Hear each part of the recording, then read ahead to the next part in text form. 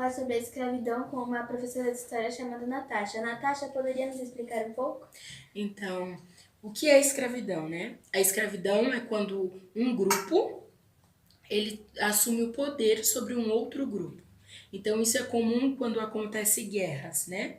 Ou seja, no continente africano era muito comum a prática de guerras entre grupos diferentes e aí o grupo que vencia assumia o poder sobre o grupo que perdia. Isso também acaba por ser uma justificativa sobre a escravidão, sobre o processo de escravidão que houve no Brasil. Quando nós temos que ter atenção e se atentar ao fato de que o processo de escravidão por guerras é muito diferente sobre o processo de escravidão que houve aqui no nosso país, né? Então, quando os portugueses eles chegam ao Brasil, eles têm uma terra muito fértil, mas eles não têm mão de obra. Então, eles ficam impossibilitados de lucrar em cima dessa terra. E o que acontece é que os índios eles poderiam ter sido durante muito tempo escravizados, mas eles são durante um pequeno tempo há uma escravização sobre os índios. Só que quando os jesuítas eles chegam ao Brasil no processo de catequização, né, dos índios, eles começam a passar que os índios eles tinham uma alma e que eles eram seres humanos e que eles não mereciam aquilo. Então, e os índios eles eram muito resistentes a ser escravizados, né? Então, e por eles conhecerem o território muito bem, o processo de escravidão indígena ele não ocorreu de uma forma em que desse lucro aos senhores de engenho. E aí começa-se a ter no Brasil o processo do tráfico negreiro, ou seja, o Portugal tinha uma colônia no continente africano, uma só não, algumas, né? E eles começam a trazer os negros em navios. O que acontece é que nesse processo de trazer os negros da África, do continente africano, para o Brasil, muitos morriam dentro dos barcos, porque dentro dos navios negreiros não existia higiene, eles comiam e faziam as suas necessidades no mesmo lugar, então eles acabavam morrendo, muitos acabavam morrendo durante o caminho. O processo do tráfico de escravos durou muito tempo, foi um processo que incomodou principalmente a Inglaterra por um período de tempo, porque a Inglaterra era o principal aliado comercial do Brasil e bem quando já estava para ocorrer o processo de abolição da escravidão, a Inglaterra já tinha abolido, então há um incômodo no processo do tráfico, mas é importante a gente saber que esse processo durou muitos anos e era a maneira que os escravos chegavam aqui no Brasil. Então, quando eles chegavam no Brasil, eles chegavam aos portos e ali eles eram vendidos.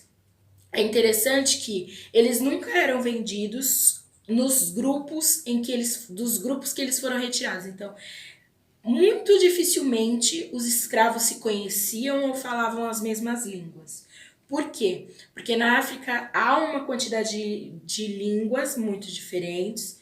Então, quando eles chegam ao Brasil, eles são divididos, separados. Muitos deles não falam a mesma língua, o que facilita para o escravocrata, mas dificulta para os escravizados, né? E aí, quando eles chegam nos engenhos nas fazendas para trabalho, o que acontece é que eles têm acontece um processo de desapropriação de tudo que eles viviam lá na África. Então, a religião deles é deixada de lado, eles têm que viver de acordo com o que o fazendeiro ou o senhor do engenho impõe a eles. E aí a gente já conhece que é um processo doloroso, em que algumas mulheres iam para a cozinha para cozinhar para essas famílias brancas, mas em geral, o que ocorria era que eles eram obrigados a trabalhar na lavoura, eles não recebiam por isso, é óbvio, e eles ainda eram e ainda tinha punições caso algo desse errado, né?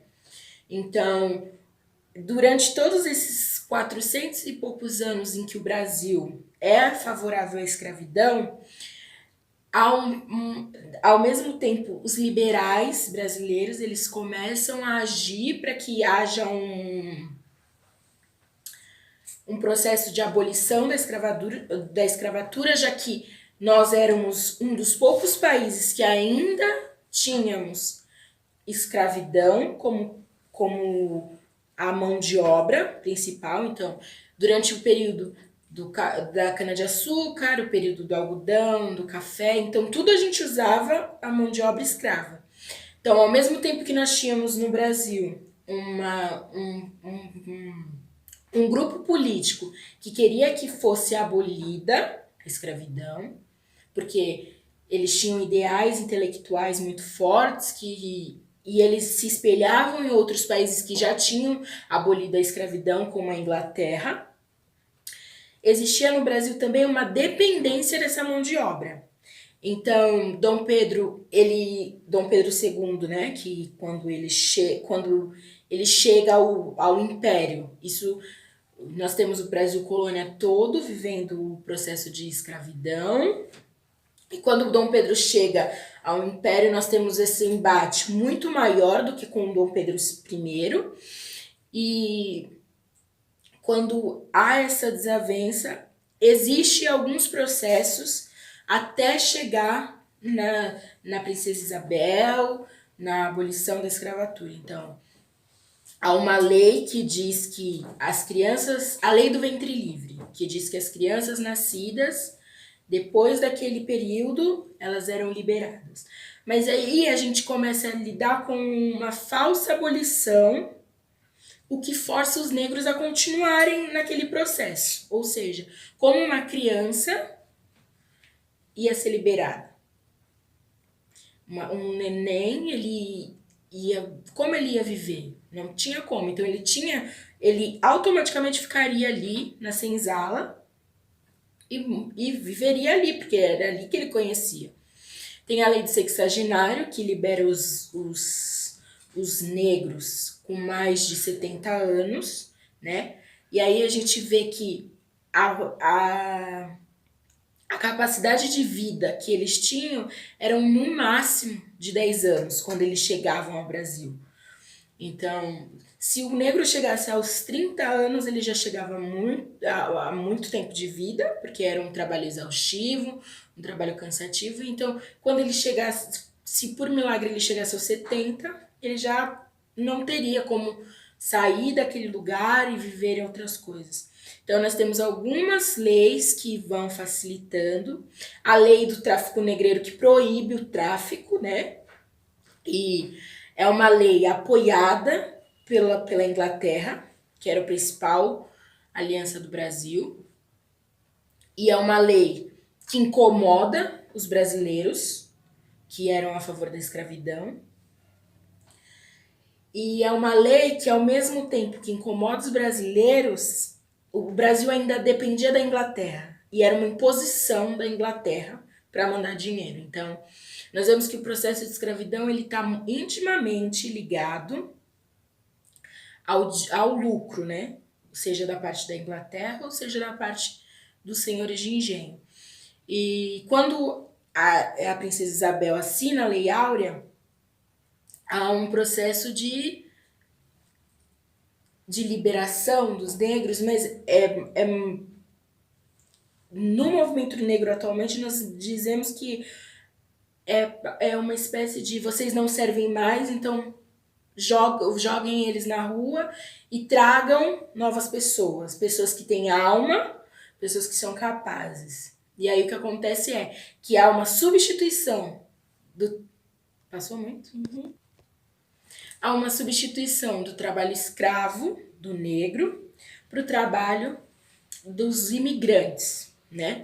Então, os escravos que estavam aqui longe das suas casas, longe das suas origens, longe de tudo, eles foram para os cortiços, depois para as favelas, e hoje a gente vê que a população negra no Brasil, por consequência de um processo de abolição da escravidão que não deu certo, um processo de abolição falido, ele ainda hoje nós vivemos num país em que a dificuldade do negro alcançar alguns lugares é muito maior, graças a esse processo muito mal feito pela população brasileira lá atrás, né?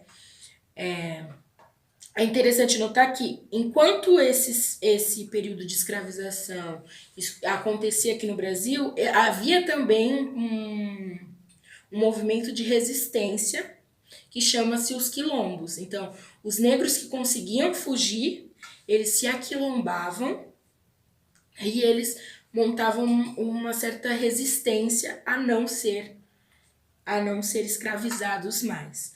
O quilombo mais famoso é o dos Palmares, né? E foi num período já com Dom Pedro II, um período até mais cruel, onde encontraram o quilombo e acabaram matando o Zumbi, que era o líder desse quilombo. Mas é interessante notar que haviam os movimentos de resistência, né? Mas, mesmo assim, o processo de escravidão ainda ocorreu por muitos anos. E o Brasil foi um dos últimos países a abolir a escravidão. E nós sofremos as consequências disso até hoje.